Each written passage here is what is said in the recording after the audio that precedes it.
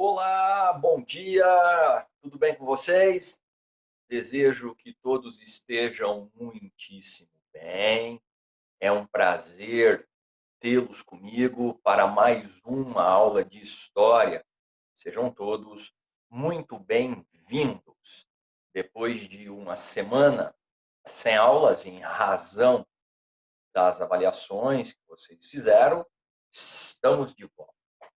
Hoje eu venho para fazer com vocês o módulo 24, dando continuidade no assunto Idade Média. Lembram disso?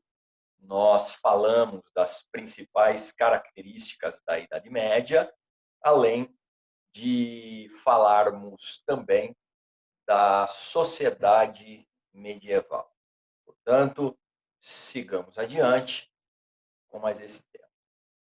Eu começo compartilhando com vocês a minha tela, a qual apresenta as informações do módulo 24, tá bom?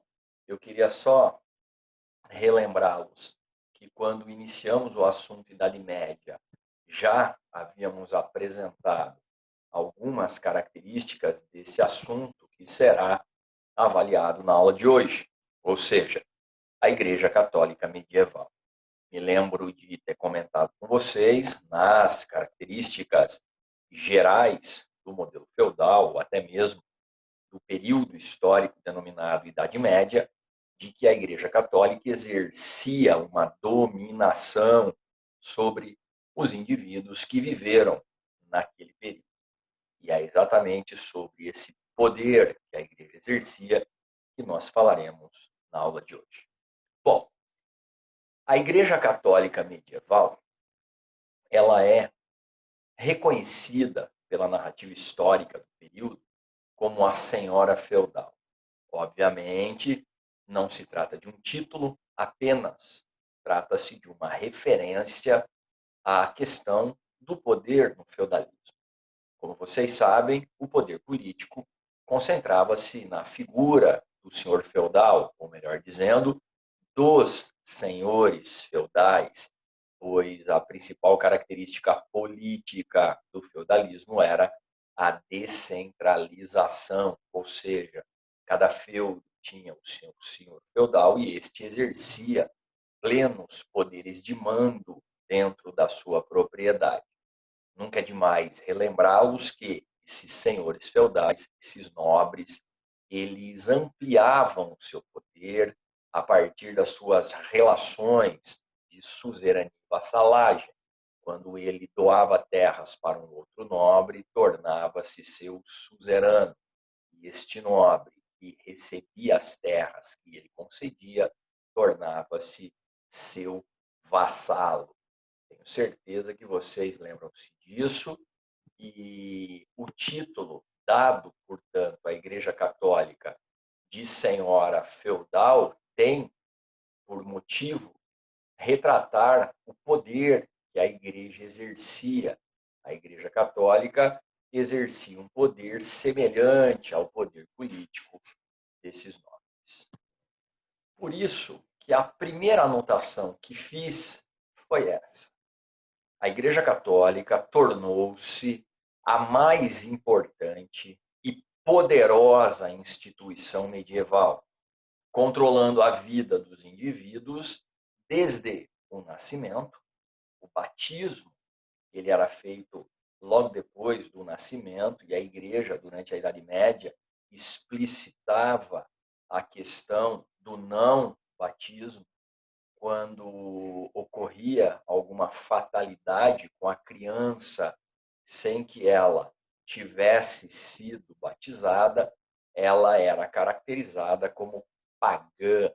E nas narrativas religiosas falava-se muito do chamado limbo, que seria um local intermediário entre o mundo terreno e o mundo celestial, para onde iriam essas crianças ou essas pessoas que faleceram sem ser batizadas. Perceba que nós já começamos a falar de um discurso de controle do cotidiano dos indivíduos. Então, naturalmente, os indivíduos estavam associados à Igreja Católica. Desde o nascimento, portanto, o batismo inseria o indivíduo na vida religiosa, mesmo que ainda não tivesse consciência disso, porque o batismo era feito na criança, pouco depois de ter nascido, até o serviço fúnebre. Lembrando que durante muito tempo, no Brasil, para que vocês tenham uma ideia, até o alvorecer do século XX, os cemitérios eram controlados pela igreja.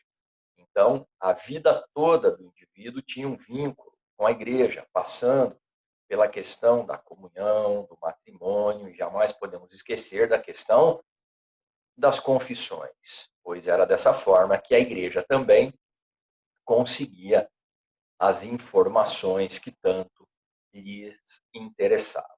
Bom, então essa é a primeira informação. A igreja controlava a vida, o cotidiano das pessoas.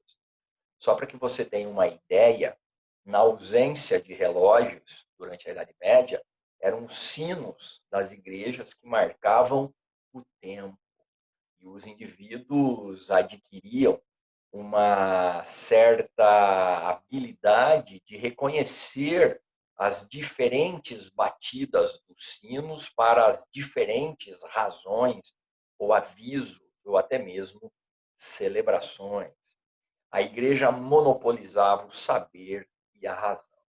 Isso tem duas questões. A primeira era uma forma de aprimorar esse controle que os membros da Igreja Católica exerciam no período medieval.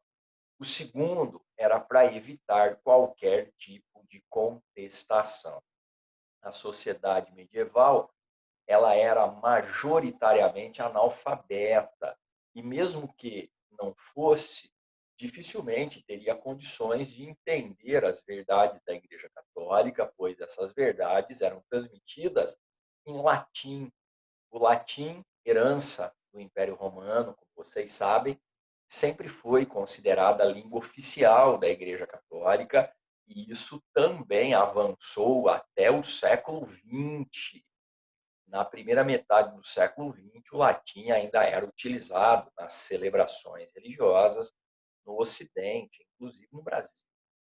E como só os membros da Igreja Católica tinham o conhecimento do latim, eles monopolizavam a leitura e a interpretação do livro sagrado, da Bíblia.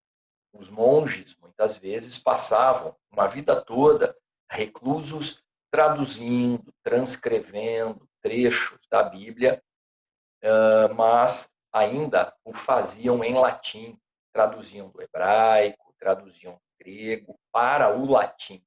A primeira vez que uma Bíblia foi traduzida para uma língua que era derivada do latim, ou seja, uma língua neo-latina, foi no ano de 1517, e todo mundo conhece, já ouviu falar do feito do Martinho Lutero, responsável por essa tradução. Pois bem, a igreja monopoliza, portanto, o saber, pois ela é a detentora desse conhecimento religioso.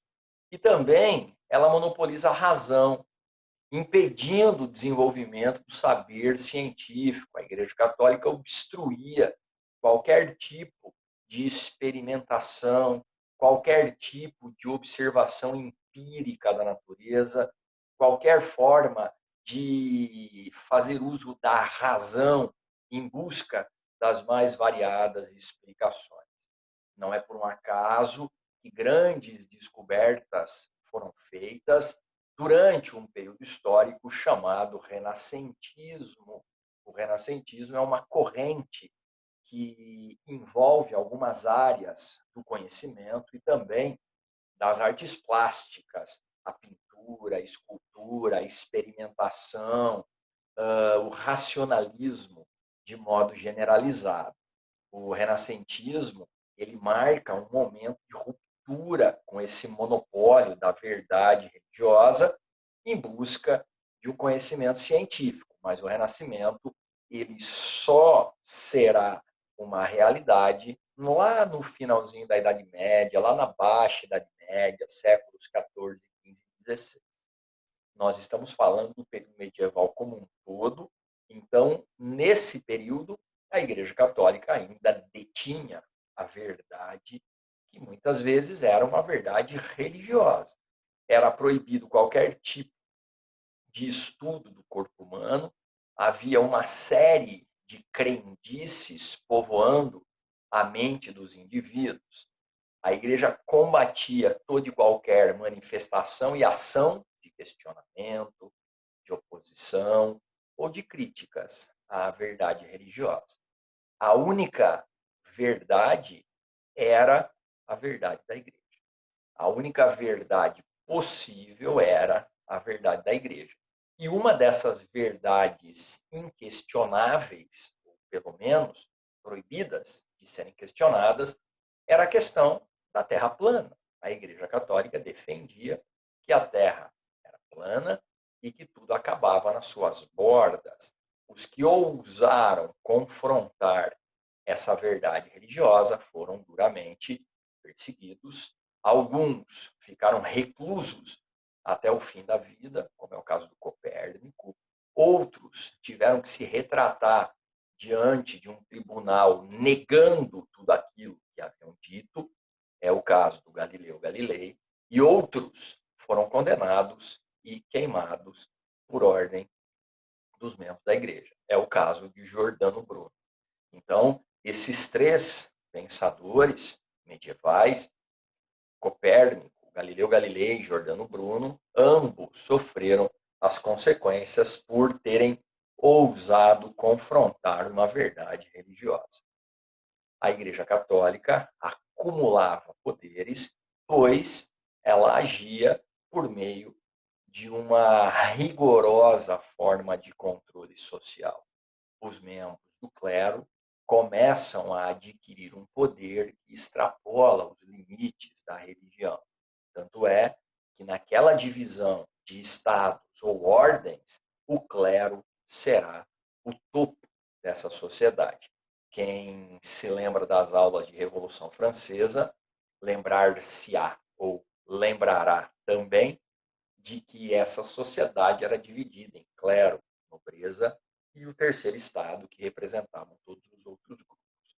Eu queria deixar bem claro que esses apontamentos feitos são apontamentos históricos, não são críticas à instituição. Fique bem claro isso. Aproveito para dizer que há um respeito da minha parte à instituição, mas nós estamos falando da Igreja Católica medieval. Na Idade Média era dessa forma que a Igreja Católica agia. E houve, sem dúvida nenhuma, uma mudança a partir do século XVI. Houve também uma reforma na estrutura religiosa em razão da reforma protestante. Tudo isso nós veremos também no momento oportuno. E fique bem claro isso. Qualquer livro de história que você procure, que você pesquise, você encontrará essas mesmas informações, pois a Igreja Católica era a representação do maior poder nesse período histórico. Tanto é que quando se fala em divisão de poderes nesse período da história, ou esferas de poder, melhor simbolizando, a primeira esfera, a menor delas, era o poder local, o poder do senhor feudal. Uma esfera acima do poder do senhor feudal era o poder do rei, que começa a reaparecer na Baixa Idade Média. Se nós levarmos em conta a monarquia portuguesa, por exemplo, em 1139, Portugal se torna um estado monárquico. Nós temos ali o primeiro rei em Portugal em 1139, chamado Dom Afonso Henriques de Borgonha, então, em plena Idade Média, início da Baixa Idade Média, 1139, começo do século XII. Então, a primeira esfera é a do senhor feudal, a segunda esfera é a do rei, e a esfera acima dessas outras é um poder supranacional, é o do Papa. Então, o senhor feudal é o poder local, o poder do rei é o poder nacional, o poder do Papa era o poder supranacional, acima de todos os outros, demonstrando o poder exercido pela instituição. Então, eu creio que a informação mais importante desse início de aula é essa. O poder da Igreja Católica extrapolava os limites da religião. e certamente influenciava na esfera social e política. Tudo bem? Maravilha. Sigamos adiante. A Igreja Católica, ou a instituição, de modo generalizado, ela se distanciava da essência do cristianismo, a Igreja medieval, fique bem claro. Por que ela se distanciava? Qual é a essência do cristianismo? Eu coloquei entre parênteses para vocês. A caridade, a humildade e o amor ao próximo. Essa é a essência do cristianismo, tanto é que existe uma frase para simbolizar: amai o seu próximo como a ti mesmo. Então, a essência do cristianismo é a preocupação com o outro. E no caso da Igreja Católica medieval, a preocupação era o acúmulo de bens, de terras, de riquezas, ou seja, a ação da Igreja levava ao enriquecimento e ao poder. Ao mesmo tempo em que se pregava a humildade, a instituição vivia da pompa, do luxo, da ostentação, sempre muito ouro, sempre muito ornamentado. Tanto é que quando Lutero rompe com a Igreja Católica em 1517, uma das grandes mudanças do luteranismo, vocês conhecem, e igrejas luteranas, pois em Rio Claro temos uma igreja luterana, ela tem como uma das principais características o interior do templo, muito menos ornamentado, muito mais simples do que os templos da Igreja Católica, pois uma das críticas que o Lutero fazia era exatamente em relação a essa ostentação de luxo e riqueza. Como é que a Igreja acumulava tantos bens, tantas terras e tantas riquezas? Primeiro que cada vez que um suzerano concedia a terra a um vassalo, uma parte ficava para a Igreja Católica. A Igreja sempre viveu também de doações espontâneas, mas durante a Idade Média algumas práticas eram escandalosamente conhecidas, como, por exemplo, a venda de indulgências. Vendia-se uma graça ou perdão. Uma graça é ter um pedido alcançado, ter um pedido seu atendido por Deus. Isso é uma graça divina. Só que na igreja medieval, o membro da igreja era o que intermediava as relações entre o homem e Deus. E isso requeria sempre um pagamento, uma espécie de pedágio. E é claro que isso contribuía também para a arrecadação de recursos. O Lutero rompe, de novo Lutero, porque o Lutero que vai romper, ele será o grande responsável, não só pela ruptura, mas como por forçar a própria igreja a se modificar. Então, o Lutero rompe exatamente por conta das indulgências, pois o questionamento dele era se os membros da igreja têm de fato poder de tirar o indivíduo do purgatório, de fazer com que Deus atenda a um pedido, por que não o fazem por caridade, ao invés de fazer por cobrança? Esse questionamento, portanto, o levará à ruptura. Volto a dizer, isso era uma prática medieval que não diz respeito à instituição contemporânea. Tudo bem? Então, venda de indulgências, graça ou perdão. Simonia, o comércio de falsos objetos sagrados. E ali existia um pouco de tudo que era vendido como se real fosse. O nicolaísmo também era um problema, pois o nicolaísmo era a forma de indicar, sem critério religioso, os indivíduos que ocupariam os cargos eclesiásticos. Então, tais cargos não seriam ocupados por competência, aptidão ou até mesmo vocação, e tudo era fruto das negociações políticas, dos interesses que haviam implícitos envolvendo a nobreza e a própria instituição religiosa católica. E lembrando que o poder exercido pela igreja, ele impossibilitava qualquer forma de reação ou questionamento. Quer ver? O Tribunal do Santo Ofício e a Inquisição serviam para acusar, perseguir, condenar e executar os hereges. Ser apontado como herege era uma situação que dificilmente seria contornada e que frequentemente levava a uma punição. Poderia ser uma punição mais branda ou até mesmo uma punição cabal, uma punição de execução do indivíduo, quase sempre feita na fogueira. É conhecido o processo de tortura adotado durante os julgamentos para forçar o indivíduo a, de fato, reconhecer a sua culpa. E tudo isso está relatado em inúmeras obras literárias. Uma delas que eu trago para ilustrar essa nossa aula de hoje é essa daqui, ó, O Queijo e os Vermes. Esse livro é de um italiano chamado Carlo Ginzburg, tudo bem?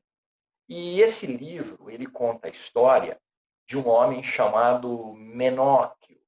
O Menóquio, na verdade, ele tem como nome de batismo Domênico. Menóquio era o apelido dele.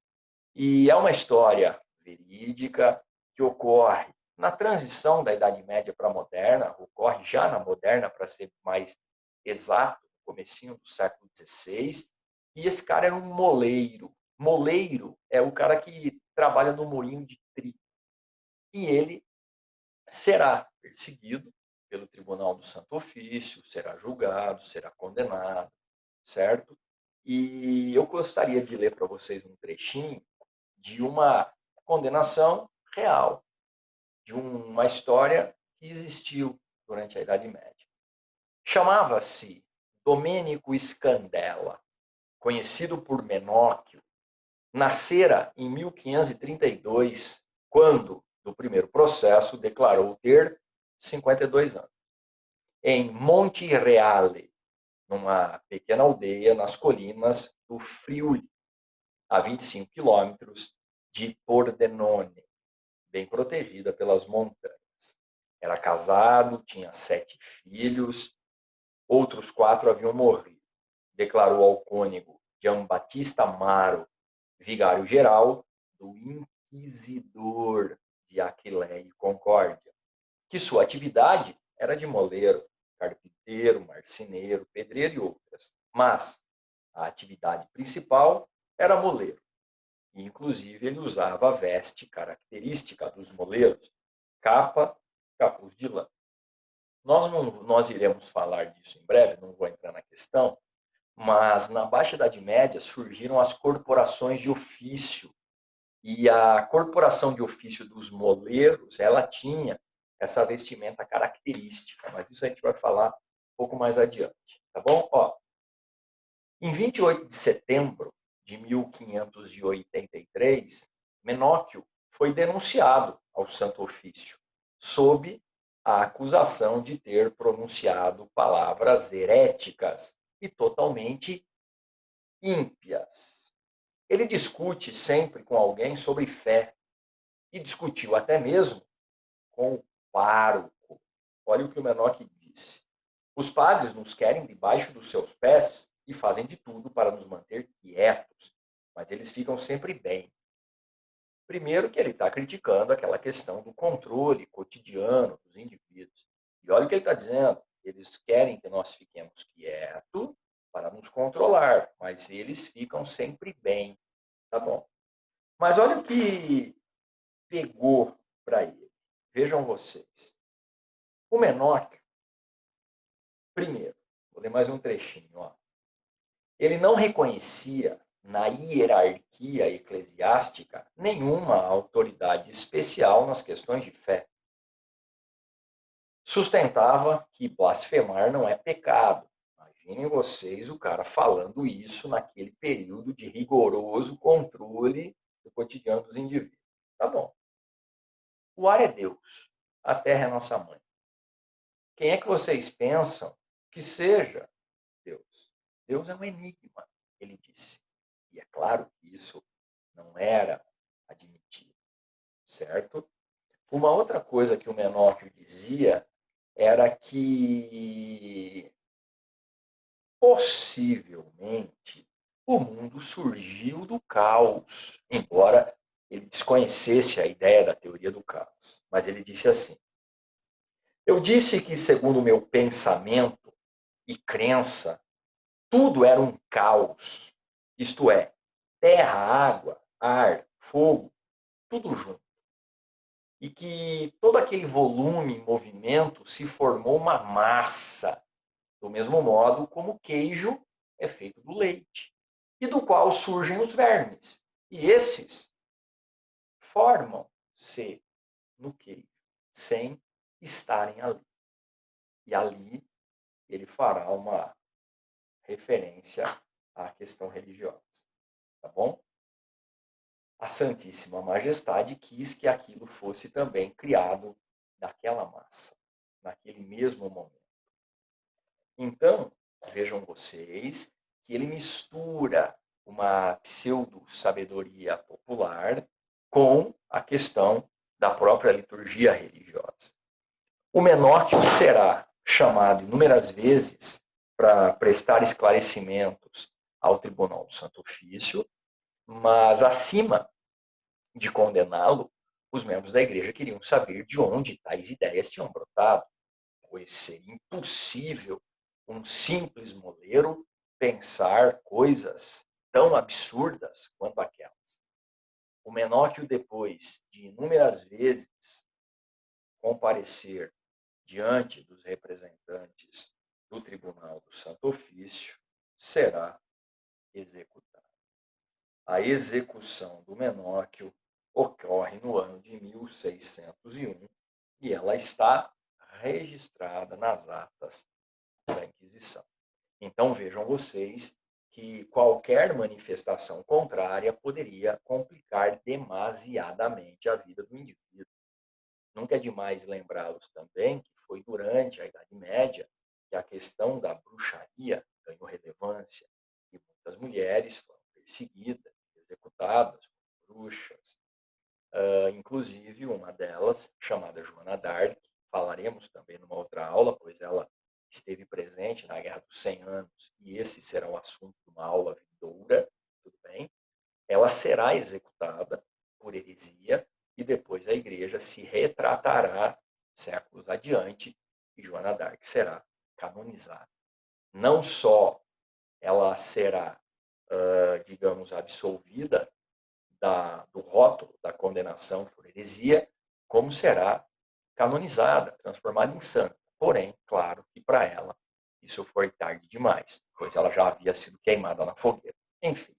Então, todo e qualquer indivíduo que se opunha aos dogmas da Igreja Católica era rotulado como herege. E ser rotulado como herege era o primeiro passo, a primeira ação que possível e frequentemente levaria à execução. A igreja, naturalmente, se divide em dois grupos: o alto clero e o baixo clero. Isso até hoje é utilizado de forma metafórica, claro, para dizer que o alto clero é aquele que está sempre mais próximo do poder. São dois termos políticos utilizados ainda hoje, tudo bem? Quando se fala de Brasil, por exemplo, de Congresso Nacional, o baixo clero é representado pelos políticos menos expressivos, certo? E o alto clero, voltando ao assunto em questão, a Igreja Católica medieval, ele está próximo da nobreza. O alto clero representa o poder da nobreza. Então, o alto clero ele representa muito mais um poder político do que religioso de fato. Já o baixo clero é representado pelas ordens religiosas. Os beneditinos, os agostinianos, os franciscanos, os jesuítas, que surgirão no século XVI, enfim. Detalhe para os franciscanos: uma ordem religiosa que opta por viver da mendicância. Eles vivem daquilo que os pobres dividiam com eles. Francisco de Assis é a grande referência e, obviamente, o fundador da ordem, depois de ter se recusado a continuar a viver com o pai, um rico mercador de tecido, abandonando todo o conforto da família e perambulando por inúmeras regiões da Itália, tentando levar conforto aos doentes, aos marginalizados, aos pobres, de modo geral. Tudo bem? Então, a aula tem por objetivo apresentar esse poder exercido pela Igreja Católica durante a Idade Média. Volto a dizer, não é uma aula de crítica à instituição, nada disso. Reforço meu respeito à instituição, mas a Igreja Católica sofreu um processo de reforma a partir do século XVI. Até o início do XVI, era essa a estrutura religiosa, uma estrutura de poder, uma estrutura de dominação e de perseguição aos opositores. A partir do momento que o cristianismo deixa de ser exclusivamente católico e passa a ser também protestante, luterano, calvinista, anglicano, metodista, batista e aí por diante, a igreja também se reconfigura, abolindo algumas práticas, proibindo outras, tentando coibir ainda algumas. Tudo bem?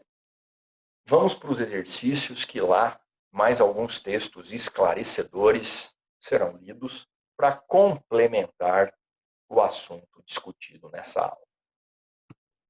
Eu vou compartilhar com vocês uma nova tela para que a gente possa fazer os exercícios, tá bom?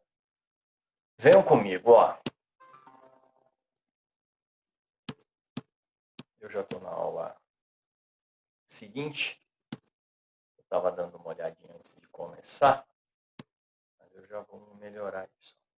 Beleza? Então, olha, os exercícios do módulo, eles começam na página 41, beleza? Tá bom. Primeiro, olha o enunciado do Christopher Hill. A igreja, durante toda a Idade Média, guiava todos os movimentos do homem, do batismo ao serviço fúnebre. Lembra disso?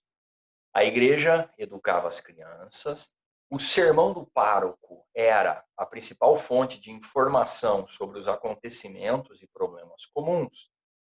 A paróquia constituía uma importante unidade de governo local, coletando e distribuindo as esmolas que os pobres recebiam. Como os homens ficavam atentos aos sermões, era frequente o governo dizer aos pregadores exatamente o que eles deviam pregar. Lembra? É uma força de dominação social. Bom, a partir do texto acima, escreva quais eram as funções sociais e políticas da Igreja Católica na Idade Média. E se você quiser copiar aquele detalhe do resumo apresentado, fique à vontade.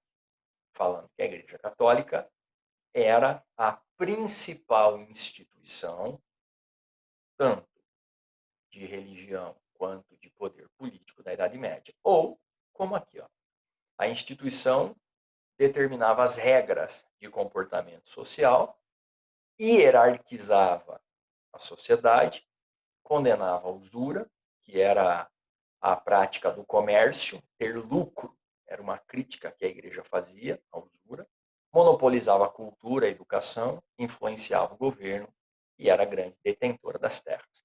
Se você preferir, você pode copiar do resumo os itens conforme apresentado. Tudo bem? Fiquem à vontade. Segunda, lá vai São Francisco pelo caminho, de pé descalço, tão pobrezinho. Fazendo uma referência ao Francisco de Assis, quando ele abandona todo o conforto da sua vida para viver uma vida religiosa, uma vida de aproximação com aqueles que de fato precisavam. Uma ordem mendicante. Por que o nome mendicante? Porque eles viviam como mendigos. Durante os séculos XII e XIII, posturas como a de Francisco de Assis se opunham às práticas da Igreja Católica. Por quê? Ele era contra o luxo, a riqueza, a ostentação que a Igreja Católica mantinha. Ele achava que a essência estava no amor ao próximo. Como se explica essa oposição e em que se baseava a proposta franciscana? Tá bom. Como eu acabei de dizer, explica-se pelo caráter luxuoso, dogmático e distanciado dos princípios de Deus, que era o que a igreja, de fato, representava, coloquei isso no resumo, distante da essência do cristianismo.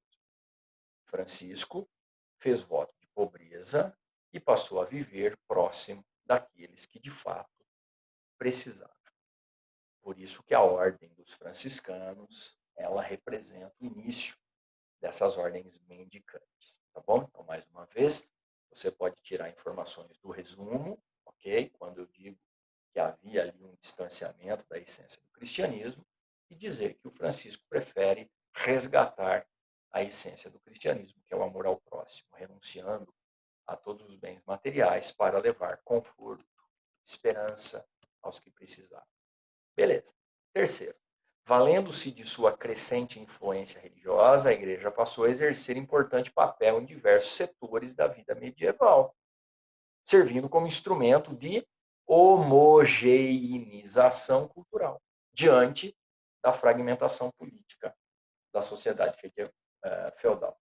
Então, essa homogeneização cultural vai, claro, encontrar-se com a frase escrita no resumo. A única verdade era a verdade da igreja, porque a igreja monopoliza o saber e a razão. Então, só existe um tipo de cultura, a cultura religiosa. Beleza? Então, vocês devem ter visto aí a alternativa I. Beleza? Tudo bem? Ok. 4. O Quarto Concílio de Latrão, de 1215, decretou medidas contra os senhores seculares caso protegessem heresias e seus territórios, ameaçando-os até com a perda dos domínios. Já antes do concílio e como consequência dele, as autoridades laicas decretaram a pena de morte para evitar a disseminação de heresias em seus territórios. A começar por Aragão, 1197. Aragão, uma parte do que futuramente viria a ser a Espanha, Aragão, Castela, Leão e Navarra, se juntarão no ano de 1469, formando a Espanha. Mas isso é um assunto para depois. Tudo bem? Para o próximo caderno. Lombardia, uma parte da Itália, norte da península, França, Roma, Sicília, ilha, ali no Mediterrâneo, enfim, ele coloca a Alemanha, lembrando que a Alemanha não existe, a Alemanha só vai existir a partir do ano de 1871, mas também é conversa para daqui a um tempo. A respeito das heresias medievais, é correto afirmar que, lembra, o herege é todo e qualquer indivíduo que se opõe, critica, duvida da verdade religiosa, certo? Então aqui, olha, alternativa A, o termo heresia designava uma doutrina contrária aos princípios da fé católica. Contrária, de contestação, de dúvida, de questionamento, certo? Não concorda? É herege. Beleza? Viram qual é a alternativa também, né? Alternativa A, a 4. Tá bom? 5. Vem comigo, ó. Quando ninguém duvida da existência de um outro mundo, a morte é uma passagem que deve ser celebrada entre parênteses e vizinhos. O homem da Idade Média tem a convicção de que não desaparecer completamente esperando a ressurreição, pois nada se detém e tudo continua na eternidade. A perda contemporânea do sentimento religioso fez da morte uma provação aterrorizante, trampolim para as trevas e desconhecido. Então, na Idade Média, era uma outra ideia. Acreditava-se que a morte não era o fim, era um recomeço. E isso lhes dava conforto. Claro que havia a dor da perda, mas havia também o conforto por saber ou por acreditar que uma nova vida depois dessa aconteceria. E é claro que tudo dependeria da conduta do indivíduo em vida, o que favorece uma forma de controle social. Ao comparar as maneiras com que a sociedade tem lidado com a morte, o autor considera que houve um processo porque nos dias atuais, cada vez mais existe um questionamento. Eu não estou dizendo que cada vez mais existem pessoas que não acreditam nisso, mas cada vez mais existe um questionamento, algo que praticamente inexistia ou pouco existia no período aqui estudado, tá bom? Ele está falando exatamente dessas transformações das representações da vida em sociedade, tá bom? Então, a alternativa B é a correta. Anaximenes de Mileto disse que o ar é o elemento originário de tudo que existe, existiu e existirá, e que outras coisas provêm de sua descendência. Quando o ar se dilata, transforma-se em fogo, ao passo que os ventos são ar condensado. As nuvens formam-se a partir do ar por filtragem, e ainda mais condensadas transformam-se em água. A água, quando mais condensada, transforma-se em terra, e quando condensada ao máximo possível, transforma-se em pedras. Tá bom? Isso faz parte da visão dos gregos, que sim, muito contribuíram para a evolução do pensamento, mas muita coisa do que eles disseram também foi questionado, contestado e comprovadamente descartado cientificamente. Basílio Magno, filósofo medieval, escreveu: Deus, como criador de todas as coisas, está no princípio do mundo e dos tempos. Quão parcas de conteúdo se nos apresentam em face desta concepção, as especulações contraditórias dos filósofos para os quais o mundo se origina, ou de alguns dos 4 elementos, como ensinam Jônios, ou dos átomos, como julga Demócrito. Na verdade, dão impressão de quererem ancorar o mundo numa teia de aranha. É claro que para os gregos essa visão religiosa inexistia.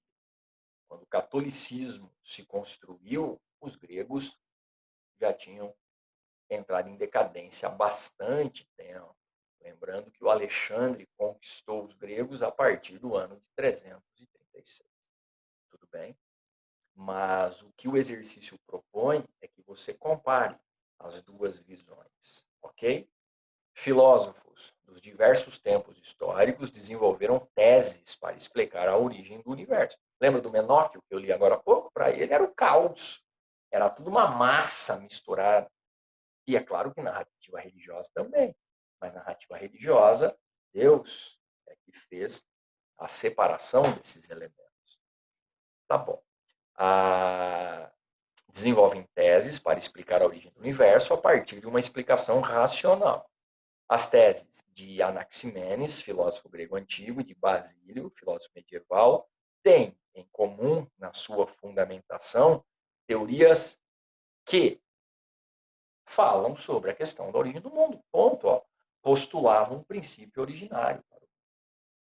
Para nenhum deles, óbvio, existiu qualquer informação na teoria